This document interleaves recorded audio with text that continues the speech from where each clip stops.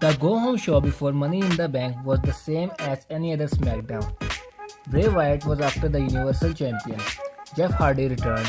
We finally had a match between Mandy Rose and Sonya Deville, and we had a six-man tag team match in the main event.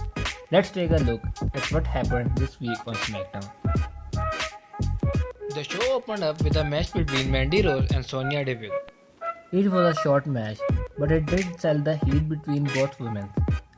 Mandy Rose came out swinging, and it caught Deville off guard. In the end, Mandy went for a bicycle knee, but Sonya Deville caught her with a roll-up for a victory. This is not gonna be the last time they fight. The New Day and Lucha House Party took on Miz and Morrison and the Forgotten Sons in an 8-man tag team match.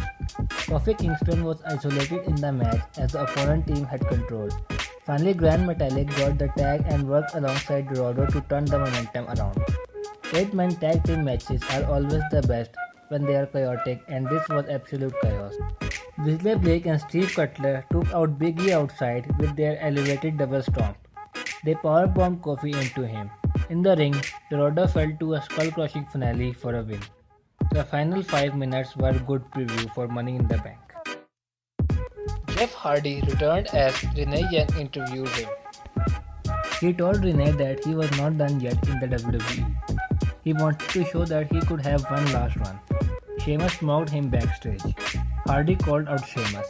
Sheamus made his way out and said that he is not a hater of Hardy. It's just that everyone needs to realize that Hardy is never gonna come back. After that, Sheamus charged to the ring, only to get laid out by Jeff Hardy with a senton bomb. It was a solid segment. It is good to see both in a storyline than defeating random jobbers in a squash match every week. Braun Strowman came to the ring and said that Bray Wyatt was afraid of him when they were in the Wyatt family. Then Bray Wyatt made his way to the ring and said that he knows what Strowman is going to say next, and he also knows what is best for him. Wyatt said that their journey was just beginning, and he held out the black sheep mask and implored Strowman to come back home. Strowman said that he is already home and would keep the title on Sunday. It is an interesting storyline. The match on Sunday will not be a straightforward title defense. Then Bayley and Sasha Banks took on Tamina and Lacey Evans in a tag team match. Tamina took full control as the bell rang. After some time, they came back as they isolated Lacey Evans. In the end, Evans took out Bayley with a women's right, setting up Tamina to hit a Super King and a Samoan drop for a victory. It was a good match. It was the right move for Tamina to win here, since she is likely to lose at Money in the Bank. The main event of the show saw Corbin, Cesaro and Nakamura taking on Daniel Bryan, Drew Gulak and a mystery partner, who turned out to be Otis in a 6-man tag team match. Daniel Bryan and Drew Gulak found Otis backstage, telling him that Corbin mocked him earlier. This set up Otis to team up with them.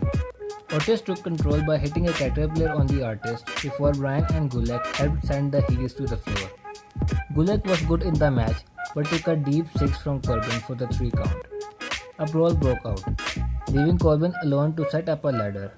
Bryan returned to ruin King's movement, followed by Otis, who smacked Corbin with the ladder. As Otis tried to climb the ladder, the steps broke under his weight.